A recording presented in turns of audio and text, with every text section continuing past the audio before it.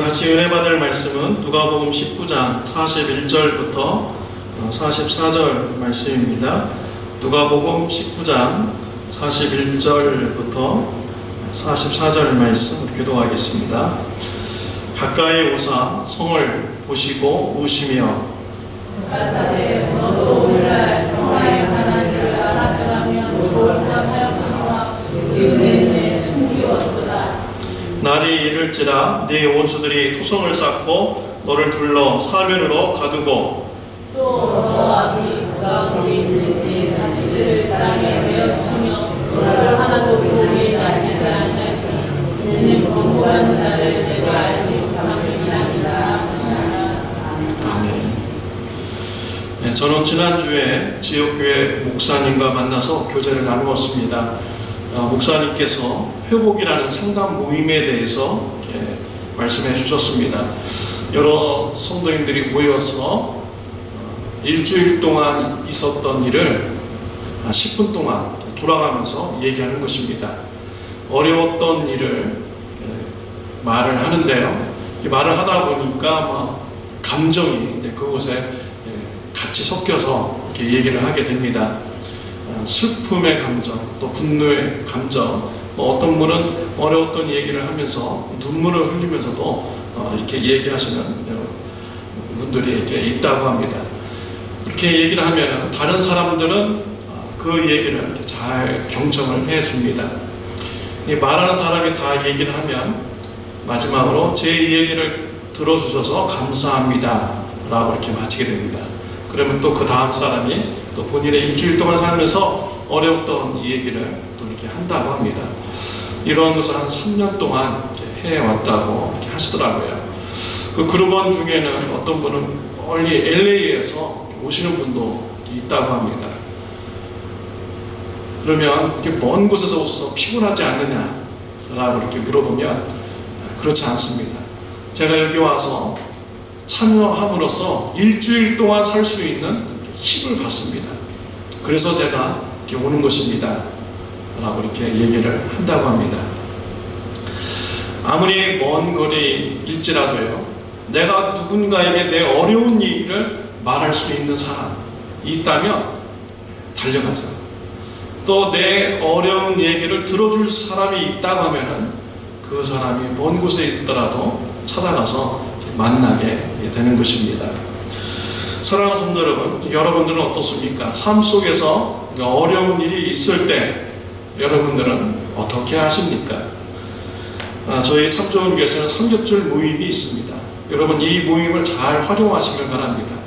이 모임에 모이셔서 일주일 동안 있었던 여러분 기쁜 일, 또 어려웠던 얘기를 서로 같이 나누시기를 바랍니다. 그리고 거기서 끝나는 것이 아니라 그 어려웠던 이런 일을 가지고 같이 성도님과 손을 붙잡고 하나님 앞에 기도로 간구하시기를 바랍니다. 우리 하나님은 저와 여러분의 고통의 소리를 듣기를 원하시고 또 이런 고통의 문제에서 해결해 주시기 원하시는 분이 바로 우리 하나님이신 것입니다. 시편 51편 17절 말씀 같이 읽겠습니다. 하나님께서 구하시는 제사는 상한 심령이라. 하나님이여 상하고 통회하는 마음을 주께서 멸시하지 아니하시니이다. 우리 하나님은 상한 심령을 원하십니다. 상하고 통회하는 마음으로 하나님 앞에 나올 때 우리 하나님은 그 사람을 멸시하지 않는 것입니다. 오늘 본문 말씀에 보면은 예수님께서 예루살렘 성을 보시고 우셨습니다. 41절 말씀 시작. 가까이 오사 성을 보시고 우시며. 예수님께서 예루살렘 성을 보시고 우셨습니다. 그 이유는 앞으로 예루살렘 성 사람들이 당할 이런 어려움을 보시고 우셨던 것입니다. 도대체 어떤 어려움을 당하기에 예수님이 이렇게 우셨을까요? 43절, 44절에 나옵니다. 시작.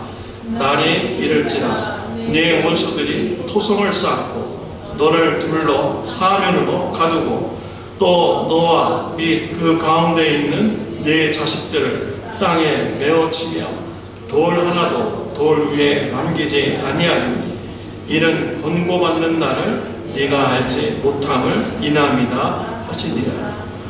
예루살렘 사람들은 앞으로 AD 70년경에 로마 군인에 의해서 무참히 살육을 당합니다. 그 광경을 예수님께서 미리 보시고 눈물을 흘리시면서 우신 것입니다. 우신다라는 이런 단어, 원어적인 의미를 보니까 대성통곡하다라는 그런 의미가 들어있었습니다. 그러니까 예수님이 단지 숨을 죽이면서 흐느낀 것이 아니라 예수님이 대성통곡하면서 큰 소리로 예수님이 눈물을 흘리시면서 울으셨던 것이지요.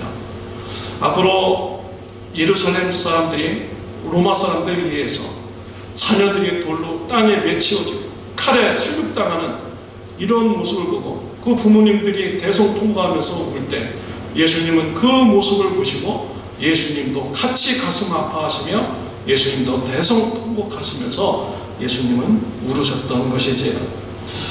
예수님은 이와 같이 고통당하는 자들과 같이 눈물을 흘리는 자인 것입니다. 사랑하는 성도 여러분, 고통 중에 있습니까? 아픔 중에 계신 분이 있습니까? 상한 심령이 있습니까? 예수님 앞에 나가시기를 바랍니다. 여러분의 아픔을 기도로 아뢰을 때 우리 예수님도 같이 느끼시며 같이 눈물을 흘리시며 슬퍼하시는 분이 바로 우리 예수님이신 것입니다. 또한 예수님께서는 슬퍼하는 자, 고통당하는 자에게 구원을 주시기를 원하십니다. 평화를 주시기를 원하시는 분이 바로 우리 예수님이십니다. 여러분들이 고통 가운데 있을 때 예수님 앞에 나가서 부르짖고 기도한다면 구원을 주시고 평화를 주실 줄 믿습니다. 우리 42절 말씀, 예수님께서 어떻게 구원과 평화를 주시는가 우리 같이 이 시간에 말씀을 통해 나누도록 하겠습니다. 우리 42절 말씀 같이 읽겠습니다. 가라사대 너도 오늘날 평화에 관한 일을 알았다면 좋을 뻔하였거니와 지금 내 눈에 숨겨왔도다. 예루살렘 사람들이 왜 앞으로 로마 사람들에 의하여 무참히 살육을 당합니까? 평화에 관한 일을 몰랐기 때문이다 라고 예수님이 말씀을 하신 것입니다. 예루살렘 사람들이 로마 사람들에 의해서 무참히 살육당한 것은 외적으로 보면 정치적인 이유인 것 같습니다. 그러나 실은 그렇지 않습니다. 영적인 의미로 보면은 예수님을 죽였기 때문이죠. 예수님을 영접하지 않았기 때문입니다. 반대로 예수님을 영접하였다면 그들이 구원받고 평화를 누리는 이런 사람들이 되었을 것입니다. 예수님께서 오셨음에도 십자가에 못 박혀 죽였기 때문에 그 심판을 예루살렘 사람들이 당하는 것입니다. 마태복음 27장 24절 26절 말씀 같이 읽겠습니다. 빌라도가 아무도 성과 없이 도리어 밀란이 나려는 것을 보고 물을 가져다가 무리 앞에서 손을 씻으며 이르되 이 사람이 피에 대하여 나는 무죄하니 너희가 당하라. 백성이 다 대답하여 이르되 그 피를 우리와 우리 자손에게 돌릴지어다. 오늘 이에 바라바는 그들에게 놓아주고 예수는 채찍질하고 십자가에 못 박히게 넘겨주니라. 종교 지도자들과 군중들이 예수님을 붙잡아서 죽이려고 했습니다. 그래서 로마 총독 빌라도에게 데리고 갔습니다. 빌라도가 예수님을 재판해 보니 아무 죄가 없으신 거예요. 살려주려고 했습니다. 그런데 군중들의 소유가 날 것 같아요. 그래서 바나바와 예수님을 세워놓고 누구를 놓아주길 원하느냐라고 묻습니다. 그러다 군중들이 바나바를 놓아달라고 합니다. 빌라도가 물을 가져러 갑니다. 이 사람의 피에 대해서, 예수님의 피에 대해서 나는 무죄하다 하면서 물에다가 손을 씻습니다. 그러자 백성들이 대답하기를 그 피를 우리와 우리의 자손에게 돌릴지어다 라고 했습니다. 아무 죄 없으신 예수님을 죽였습니다. 그 피값으로, 그 죄값으로 예루살렘 성 사람들이 로마 군인들에 의해서 무참히 살육을 당하게 된 것입니다. 평화에 관한 일을 예루살렘 사람들이 알았다면 그들은 평화를 누리고 구원을 받았을 것입니다. 예수님을 영접하였다면 평화를 누리고 구원을 받았을 것입니다.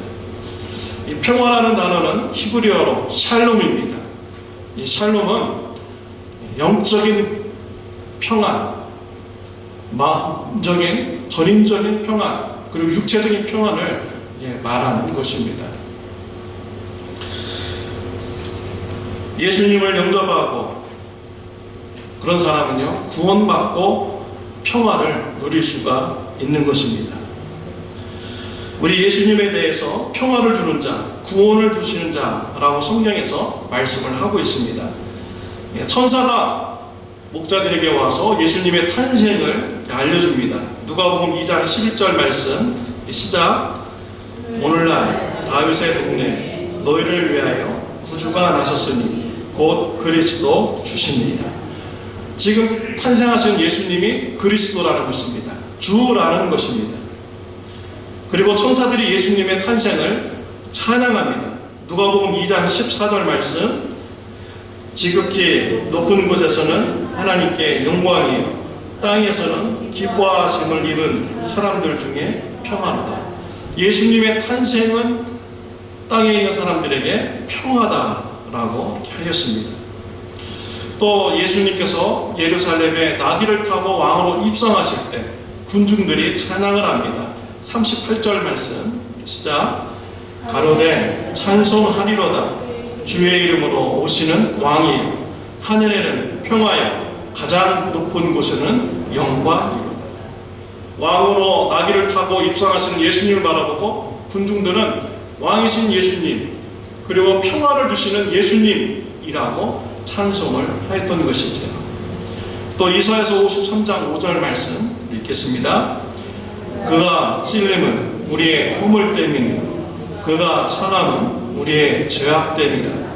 그가 징계를 받음으로 우리는 평화를 누리고 그가 채찍에 맞음으로 우리는 나음을 입었도다. 우리 예수님이 징계를 받으심으로 인해서 우리가 평화를 누린다 라고 말씀하셨습니다. 예수님을 영접하면 우리가 평화를 누리는 자가 되는 것입니다. 골로새서 1장 20절 말씀 시작. 그의 십자가의 피로 화평을 이루사 만물 곧 땅에 있는 것들이나 하늘에 있는 것들이 그로 말미암아 자기와 화목하게 되기를 기뻐하십니다. 예수님의 십자가의 피로 모든 만물이 하나님과 평화의 관계, 화평의 관계가 된 것입니다.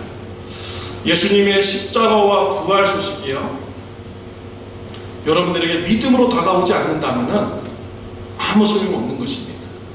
예수님이 죽으셨다가 부활하신 것이 1000번, 10,000번 이렇게 부활하셨다고 할지라도요, 예수님을 믿지 않는다면 나에게 구원이 있을 수 없고 평화가 있을 수가 없는 것이지요. 예수님이 십자가에서 죽으신 것이 나의 죄를 대신 심판받아 죽으신 것입니다. 예수님의 부활이 나의 부활입니다. 예수님의 피가 내 죄를 사하십니다 라는 이런 믿음을 가지고 예수님의 십자가와 부활을 바라보면 그 사건이 나의 구원의 사건이 되고 또한 나에게 평화를 주는 이런 사건이 되는 것입니다. 김영미라는 교수님이 계십니다. 새롭게 하소서라는 책을 쓰셨습니다. 이분의 그런 책을 라디오를 통해서 듣게 되었습니다. 김영미라는 분은 프리마돈나로 미국에서 유명한 이런 성악가였습니다. 또한 파바로티라는 세계적인 성악가와 같이 무대에서 같이 노래를 불러서 세계적인 성악가로 인정을 받은 한국인 성악가입니다. 현재는 한국에서 한국예술종합학교에서 교수님으로 사역하시면서 성악 활동을 하고 있고 또 교회 본사님으로 신앙생활을 하고 계십니다. 이분은 어렸을 때부터 성악의 두각을 나타내었습니다. 그래서 고등학교 졸업 후에 이탈리아로 유학을 갔습니다. 이탈리아에서 베르나 콩쿠르 또 푸치니 콩쿠르에서 우승을 합니다. 지역신문에서 화제가 되었어요.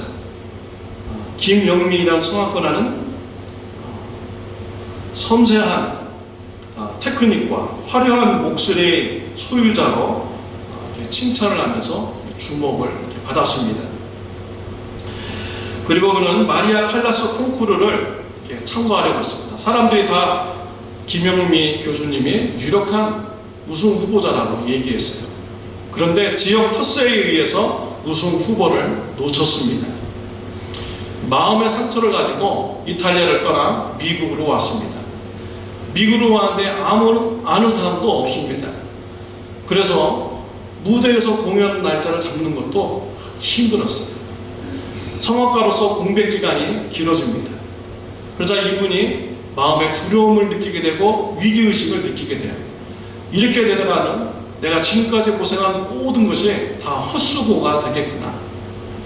게다가 더불어서 우울증까지 오게 됩니다. 이때 이분은 하나님을 만나게 됩니다. 그동안 자신의 실력대로, 자신의 능력대로 이렇게 사는 것 같았었는데 자신이 가진 이런 힘과 능력이 얼마나 무능력한가를 깨달아 알게 되고요. 하나님을 만났을 때 자신의 그런 교만의 모습이 하나님 앞에 다 깨지게 되었다고 합니다. 그러면서 이런 무능력한 나를 사랑해 주시고 만나 주시고 구원시켜 주신 이런 하나님의 사랑을 그분이 알게 됩니다. 그리고 마음의 결단을 합니다. 나는 이제 세상 성공을 위해서 노래하지 않겠습니다. 나는 이제 하나님의 영광을 위해서, 하나님의 기쁨을 위해서 노래하는 자가 되겠습니다. 라고 이분이 결단을 합니다. 그 이후로 이분은요, 평화로운 마음 가운데 노래하는 자가 되었습니다. 그 이후에 미국에서요, 노래할 수 있는 기회가 열려가지고 그분의 실력이 발휘가 되었고 프리마돈나라는 이런 명칭을 얻게 되었습니다. 또한 파바로티와 같은 훌륭한 성악가와 같이 무대에 서서 세계적인 성악가로 인정을 받게 되었습니다.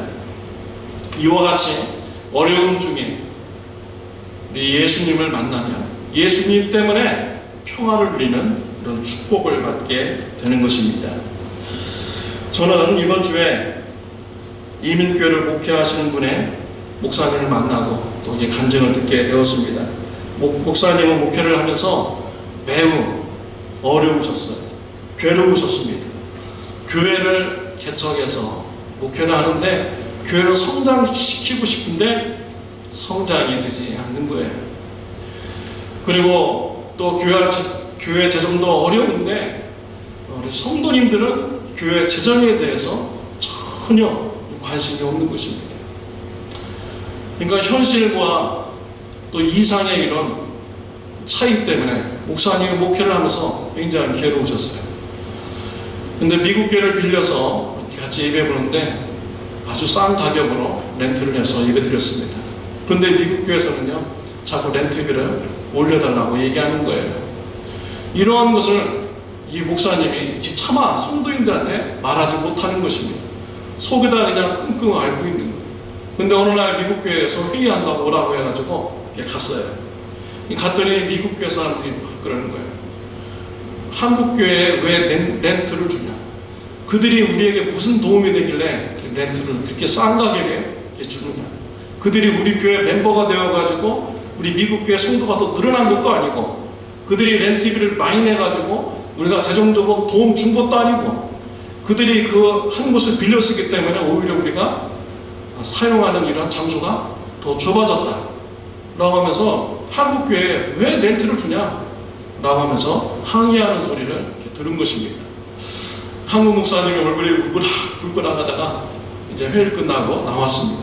성도님들한테 말을 하지 못하는 거예요. 그러다 성도님들하고 같이 회의를 하는데 이분이 스트레스를 받아가지고요, 그 스트레스가 몸으로 나타난 것입니다. 이 스트레스에서 위에 출혈이 생기게 된 거예요. 이 출혈이 머리로 터지면 뇌출혈이 된다고 합니다. 근데 이 목사님 다행히 위에 터져가지고 위에 출혈이 됩니다. 회의하다 말다 이분이 쓰러지셔가지고 병원에 실려가셨습니다. 병원에서 피를 다 뽑아내죠. 병원에서 누워있으면서 자신의 이런 목회 상황을 보면서 이 목사님이 눈물을 이렇게 많이 이렇게 흘렸다고 합니다. 근데 이 목사님이 병원에 입원해 계실 때 말씀을 묵상을 했어요. 말씀을 묵상하는데 하나님께서 말씀을 통해서 만나주십니다. 이런 어려운 상황을 다 이겨낼 수 있는 힘을 주신다는 말씀으로 응답을 받습니다. 그때 목사님이요, 너무나도 감사했어요. 하나님, 이렇게 무능력한 이런 목사, 별 볼 일 없는 이 목사, 하나님께서 잊지 않고 하나님께서 나와 함께하여 주셨고, 하나님이 나와 동행하여 주시고, 하나님께서 나를 사랑하여 주시고, 하나님 아버지 감사합니다. 나는 이제 하나님 사랑하는 마음으로 이제 말씀을 전하는 자가 되겠습니다 라고 이렇게 결단을 하였다고 합니다. 그런 비록 상황이 어려웠지만 더 이상 마음이 괴롭지 않았어요. 하나님이 나를 사랑해 주시고 함께 해 주신다는 그 사랑을 깨닫게 되었을 때 이제는 평안 가운데 목회하는 자가 되었다고 이렇게 합니다. 병원에 입원했다는 소식을 듣고서요, 교육분들이 다 나가버리셨어요. 그리고 또 퇴원을 하다 보니까 미국교에서 연락이 왔습니다. 이제 한국교회 렌트를 안 줄 테니까 다른 교회로 이사가라. 퇴원하고 보니까 상황은 더 악화가 되었습니다. 그렇지만 이 목사님은 마음이 평화로웠어요. 이제는 성공을 위해서 목회하는 것이 아니라 하나님의 사랑을 받은 자로서 하나님을 사랑하기 때문에 목회하는 자가 되었기에 이분은 마음이 평화로웠습니다. 이제 저에게 자신의 이런 과거의 이야기를 다 해줬어요. 자신의 그런 아픔의 얘기를 다 해줬습니다.